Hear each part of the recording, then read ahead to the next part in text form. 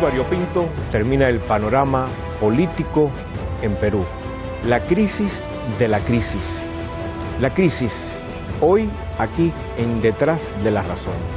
Varios años de crisis política en ese país sudamericano. Y este 2022, que termina en horas, no ha sido la excepción. Yo siempre he dicho la crisis de la crisis y no me canso de repetirlo. Esa crisis ha traído más corrupción, oportunismo, vacancia presidencial, presidencia interina, violencia, muerte y prisión. Muy diverso. Debilitada también la democracia peruana. Y muchos de ese país, quizás los más pobres, los olvidados, siguen pagando las consecuencias del poder oligárquico. Dina Boluarte declaró estado de emergencia ante la violencia de las protestas después de convertirse en presidenta. Y las fuerzas de seguridad reprimen y Perú ya suma unos 30 muertos y cientos heridos. ¿Cómo murieron? Boluarte investigará. Y Pedro Castillo, otrora presidente, dice que Dina ha alzado las armas contra su propia nación. Un dato importante, presten atención. A Castillo la justicia le ha ratificado 18 meses de prisión preventiva, mientras concluye el proceso de investigación en su contra por el delito de rebelión.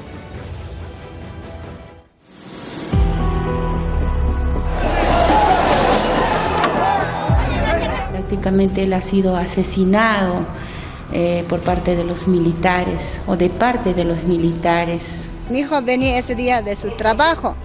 Cuando estaba volviendo de su trabajo, mi hijo, ahí lo mataron. Mi hijo no ha participado en nada. Mi hijo es inocente.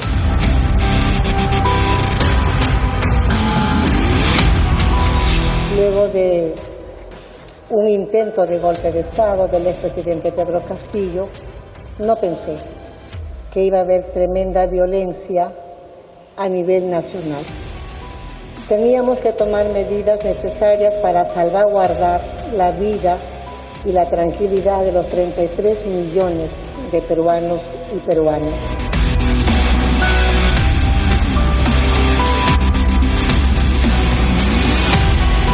Se supone que para defender territorio o quizás enfrentarse pero también con otros militares en la selva quizás, pero no salir acá a la ciudad en medio donde están niños, adultos, personas mayores y hacer sus disparos como lo han hecho. No vamos a permitir impunidad, que se investigue, se individualicen los hechos y la Fiscalía de la Nación y el Poder Judicial estarán asumiendo sus roles como corresponda. Perú vive una serie de protestas desde el pasado 7 de diciembre, cuando el Parlamento destituyó al presidente Pedro Castillo, quien se encuentra bajo prisión preventiva ya por 18 meses, acusado de presunto delito de rebelión, algo rechazado por el mismo Castillo. No me he levantado en armas, tampoco he llamado a levantarse en armas a nadie, pero sí debo decir que quien se levantó en armas para acabar con la vida de más de 30 peruanos es el actual gobierno, teniendo como saldo más de 20 desaparecidos y más de 200 heridos. Señor juez, yo no he cometido ningún delito de conspiración. La gran mayoría de los líderes regionales, entre ellos los de Colombia, Venezuela, Argentina, México y Bolivia, expresaban su profunda preocupación por los sucesos que están teniendo lugar en Perú, con Castillo bajo prisión provisional por 18 meses.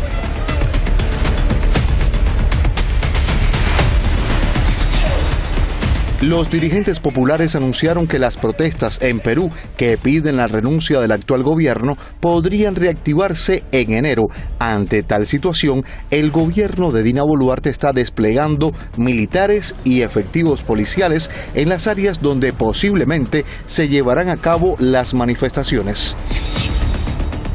Ya ha desplegado los medios y el personal en virtud de las informaciones ya descritas por el señor ministro del Interior, en el sentido de que ya se tienen ubicadas las áreas donde posiblemente se puedan llevar a cabo a partir del 4 de enero estas manifestaciones.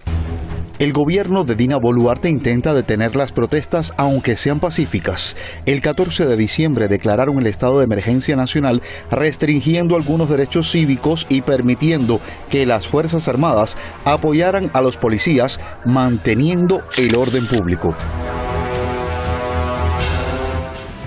Perú ocupa la agenda de Detrás de la Razón y con este tema cerramos el año 2022 para nuestro programa. Hoy, a nombre de todo el equipo, pues la felicitación y el agradecimiento anticipado. Yo soy Jaime Joan Batista y estaré muy bien acompañado. Hoy, desde Lima, nuestros invitados.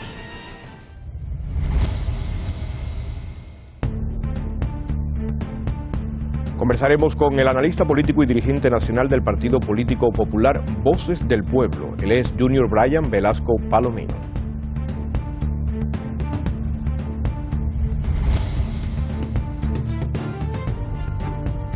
También el diálogo se producirá con Jorge Daniel Poma Quispe, analista político y dirigente nacional del Partido Político Pueblo Unido.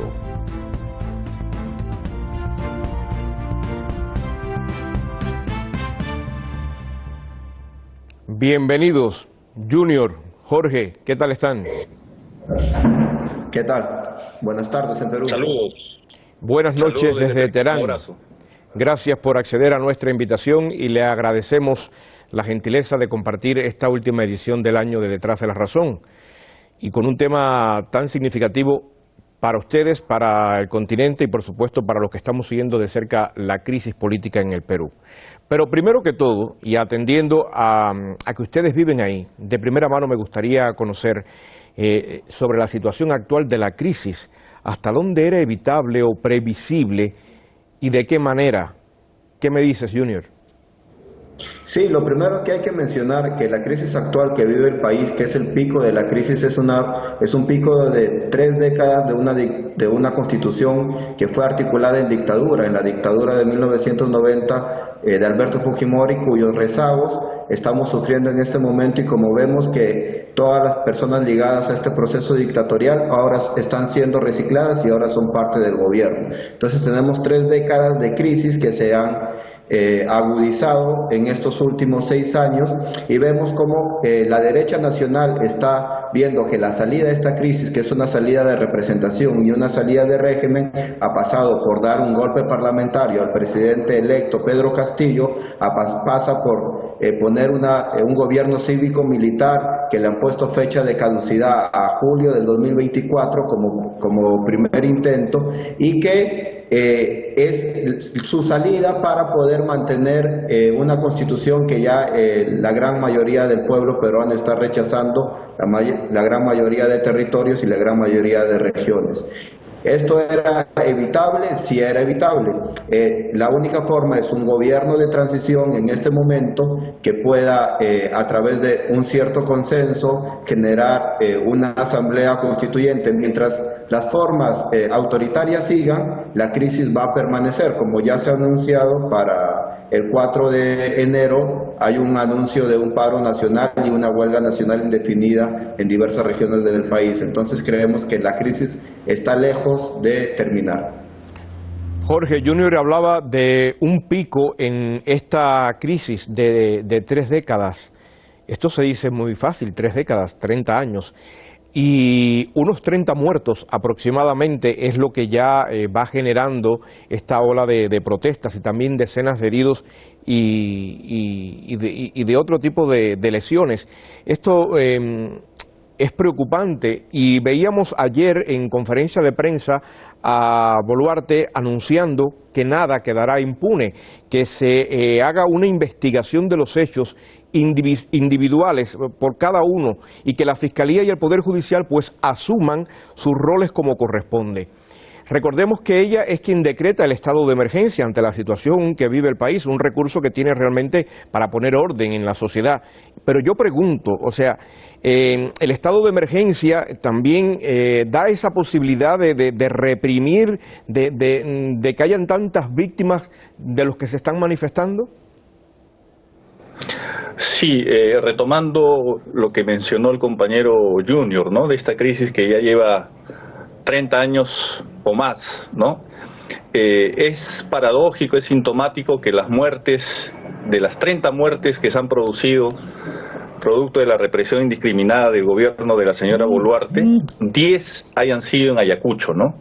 Como ustedes conocen, Ayacucho es la ciudad, es el departamento que sufrió de manera más cruenta, más violenta, la guerra sucia y la guerra contrainsurgente que desató el gobierno de esos años, desde Alan García hasta el gobierno de Fujimori, contra los pueblos que protestaban en nombre de reprimir a la guerrilla de Sendero Luminoso, ¿no?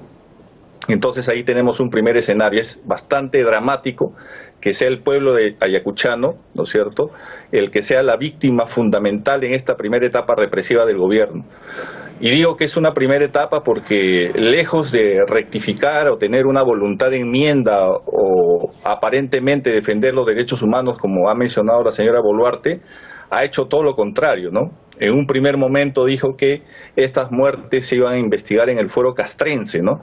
Lo que es inaudito, porque simplemente los militares han tenido una práctica de no a los derechos humanos y, por el contrario, algunos sectores conservadores vinculados incluso a la iglesia llamaban los derechos humanos como una cojudez. Esa es la lógica que ha tenido la señora Boluarte. Pero es más, la señora Boluarte, a sabiendas de la represión que se ha dado y las condiciones en las que se ha dado, ha premiado a aquel que ha encarnado esa política represiva, que es el señor ministro de Defensa, señor Otárola, que lo ha promovido, ya no a ministro de Defensa, sino a primer ministro, y en la práctica ser la neurona fundamental del gobierno y de su política de represión. En la teoría política del ABC es que todo gobierno cívico-militar, como el de la señora Boluarte, es simple y llanamente un gobierno militar. Ahí quedaría, gracias. Gracias, Jorge. Junior, ¿asumirá la responsabilidad la actual administración sobre lo que está pasando o quedaría en manos de los manifestantes? Siempre se le achaca a las indisciplinas, a los actos vandálicos, a ese tipo de cosas, atendiendo a que, como decía Jorge, el primer ministro, antiguo ministro de Defensa, es quien realmente está llevando las riendas de todo esto relacionado con la represión a las manifestaciones, aunque realmente la responsabilidad va a ser de Boluarte, si la asume, y esa es la pregunta. Lo primero que tenemos que decir es que todo lo que ha sucedido en el Perú no es proporcional, ¿no? Desde la declaratoria del estado de emergencia no es proporcional. No tenemos para sacar a los militares una fuerza insurgente, no que quiera tomar el poder en el país ni nada por el estilo. Lo que tenemos son manifestantes y la manifestación es un derecho humano. Entonces, lo primero es que se están violentando los derechos humanos desde la libertad de tránsito, la libertad de movilización, desde la libertad de reunión hasta la inviolabilidad de domicilio. En el Perú se han violentado domicilios de partidos políticos, por ejemplo el partido político del pueblo, Soy Parte, Voces del Pueblo, ha sido violentado, ¿no? Se está rompiendo todo lo que es una estructura democrática imperfecta que tenía el Estado peruano, y lo que vemos es que se están usando todas las herramientas para que todos los muertos, las casi 3 decenas de muertos directamente, que está comprobado que ha sido con proyectil o de los miembros de la Policía Nacional o con proyectil de miembros del Ejército, entonces para que queden impunes. Lo que nosotros estamos viendo es que tratar de desviar esto al fuero militar y posteriormente que no haya ni una investigación del Estado, porque lo que se ha presentado acá son denuncias de asociaciones y de particulares para violaciones de los derechos humanos, para crímenes de lesa humanidad, más no hay una investigación abierta desde el Estado. El Estado está planteando una práctica de individualizar, quiere decir que en acusar a los soldados, ¿no? A los soldados que hacen su servicio militar voluntario de ser los artífices de esta muerte, pero no está acusando a la línea de mando. Y yo desde acá quiero decir que esto debe ser investigado desde los más altos niveles, desde la presidencia del Estado de Dina Boluarte, pasando por los ministros y los generales. Hemos visto videos que están corriendo en diferentes redes sociales donde generales van a reuniones de organizaciones a decir que si se movilizan ellos van a actuar que ellos no van a hablar, van a actuar. Estamos hablando de personas del fuero castrense y policial que están utilizando formas como si fueran autoridades políticas. La población civil no le debe obediencia a los fueros militares. Entonces, todas estas atrocidades que se han cometido, se están creando un marco incluso hasta normativo para que no se les dé solución. Aparte de los fallecidos, tenemos gran cantidad de heridos. Tenemos, por ejemplo, una niña que ha perdido la vista en Andahuaylas, tenemos otro niño de 13 años que está quedando inválido y que ha perdido un brazo por el disparo de proyectiles militares.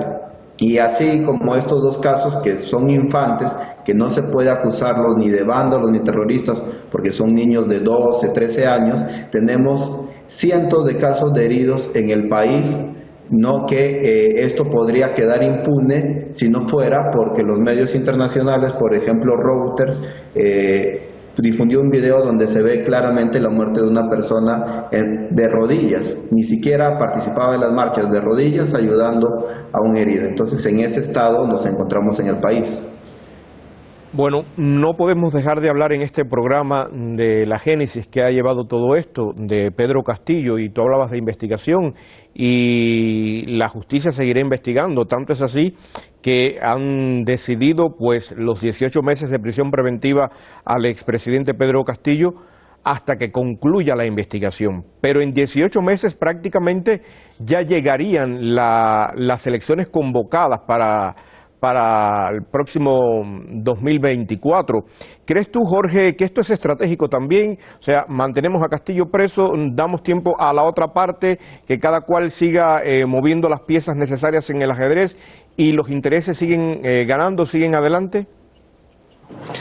Claro, parte de la estrategia represiva de este gobierno cívico-militar es descabezar al movimiento popular y a su vanguardia política, que es la izquierda, ¿no? Diversos analistas políticos de la ultraderecha reclaman más represión, o sea, no solamente la represión al pueblo organizado y movilizado, sino también represión a sus dirigentes, ¿no? Hace poco un periodista ultraderechista de nombre Aldo Mariátegui recordaba que en enero de 2005 se produjo una asonada en Andahuaylas contra el gobierno de ese momento de Alejandro Toledo y reclamaba tomar acciones para que esas iniciativas o esas protestas que se van a reanudar el 4 de enero sean totalmente cortadas o descabezadas, ¿no? Y es bueno también recordar la historia, ¿no? En enero del año 1963, luego de un golpe militar de Pérez Godoy, se produjo la más grande represión contra el movimiento popular de izquierda y se mandaron al CEPA y al Frontón aproximadamente 300 a 1000 dirigentes de izquierda. Ese fantasma de la política represiva está presente en nuestro país, ¿no? Como se ha manifestado, como has dicho,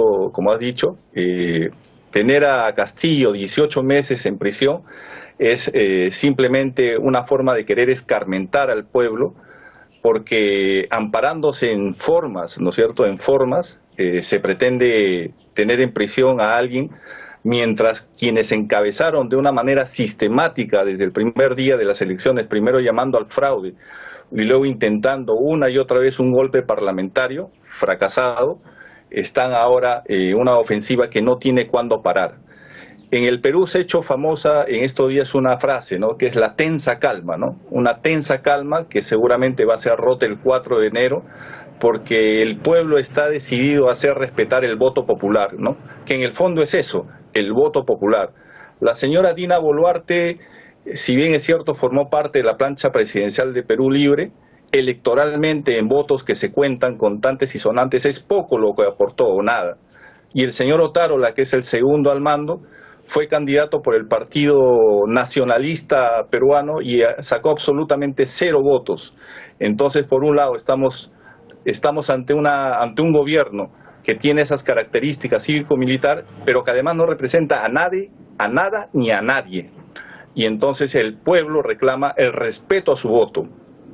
Ahora, la presidenta, Jorge y Junior, la presidenta indicó que antes de realizarse las elecciones anticipadas, el gobierno de ella promoverá en el Congreso una reforma del sistema político que va a permitir un gobierno más eficiente, transparente y participativo, ajeno a la práctica de corrupción y también legitimado por la participación ciudadana. Ella habla de participación ciudadana. ¿Se le puede creer estas palabras a la actual presidenta? ¿Hay moral por parte de Boluarte si tenemos en cuenta la ética demostrada respecto a su posición con Pedro Castillo, su presidente, y también con el pueblo que ganó las urnas de Pedro Castillo? Empiezo por Junior. Lo que hay que decir alrededor de esto es que las reformas electorales que se están planteando, y por eso su negativa a llamar elecciones el 2023 y no pasarlo hasta 2024, es para tener 2 legislaturas y poder hacer no solamente reformas electorales, sino reformas constitucionales. En la Constitución del Perú, para hacer cualquier reforma, piden que haya 2 legislaciones del Congreso, a 2 fechas diferentes, para poder hacer un cambio constitucional. Entonces lo que están haciendo es reformar la Constitución para poner candados, y lo que sucedió con Pedro Castillo es decir que la representación de aquellos que no ven al país como un Estado totalmente democrático, sino un Estado imperfecto en el cual grandes mayorías carecen de representación y llevaron al gobierno a Pedro Castillo, nunca más vuelva a suceder. Eso hay que dejarlo bien claro. Por ejemplo, hace aproximadamente 2 años se votó si era adecuado o no la bicameralidad en referéndum, y la mayor parte de población votó porque no era una medida adecuada. Hoy este Congreso, que está totalmente de espaldas a la población, que solamente tiene creo que un 5% de aprobación en todo el país, está poniendo otra vez la bicameralidad, que en el Perú solamente se tiene congresistas, como si fueran diputados. Ahora están intentando ingresar los senadores para ellos poder ser los senadores en las próximas elecciones. Eso, por ejemplo. Ahora también están tratando de introducir que aquellos que han sido acusados, ni siquiera sentenciados, sino acusados por diferentes delitos, entre ellos terrorismo, no puedan participar. Quiere decir que el día de mañana alguien, cualquier persona, me acusa, me pone una denuncia por terrorismo, y a mí me impiden participar en los procesos electorales. Entonces, estamos viendo cómo estos están tomando las medidas necesarias y suficientes de parte del gobierno en complicidad con el Congreso para que no puedan las posiciones populares poder ni siquiera participar. Estamos viendo con mucha preocupación, por ejemplo, que se esté tratando de hacer una reforma constitucional para que el presidente del Congreso, en ausencia de la presidenta de la República por cualquier motivo, asuma la presidencia. Entonces, eso quiere decir que se está tratando de romper el equilibrio de poderes, se está tratando de bloquear electoralmente y políticamente a todo aquel que no esté de acuerdo con el régimen que han instaurado mediante la fuerza. Y hay que decirlo así, el único respaldo que tiene la señora Boluarte es de la policía y del ejército. Gracias, Junior. En menos de un minuto, Jorge, tu opinión sobre esto. Mira, yo no estaría tan seguro que las elecciones sean en 18 meses, ¿no? Yo creo que la presión popular podría cambiar ese escenario, ¿no? Claro que la derecha no quisiera los 18, sino irse como originalmente era hasta el 2026. Están cambiando las reglas a su gusto y el Congreso es su chacra, ¿no? Y por lo tanto creo que también planteen el debate entre las fuerzas progresistas que están en el Congreso qué hacer, ¿no? Quedarse ahí y lavarle la cara a la dictadura o formar parte de la oposición que garantiza una supuesta democracia inexistente, o dar un paso audaz y hacer el vacío respecto al Congreso, ¿no? Se planteó varias veces que era posible renunciar, alejarse del Congreso, si bien es cierto que legalmente no se puede, pero hay experiencias que han demostrado que esa posibilidad podría desenmascarar más a esta dictadura o este gobierno cívico-militar y movilizar más la calle y cambiar el escenario político. De manera que está en manos del pueblo hacer presión y lograr adelantar las elecciones y llegar a la paz que necesita el pueblo peruano. Brevemente, con 2 palabras, Jorge, porque ya tengo que cerrar el programa. Sí, lo que hay que decir claramente es que la decisión es popular. Estamos en un momento de crisis. En el momento de crisis sabemos que los únicos que pueden poner las cosas en su lugar es el pueblo movilizado. Nosotros creemos que esta crisis tiene para varios meses, seguramente más, se está convocando el 4 de enero. Desde mi punto de vista, la población va a seguir ejerciendo presión. Agradecemos obviamente la cobertura de los medios internacionales porque están dando luz a lo que en el Perú está en tinieblas, ¿no? Y gracias, Junior. Lo dejamos aquí. Gracias por la parte que le toca a Hispan TV. Gracias, Junior. Gracias, Jorge.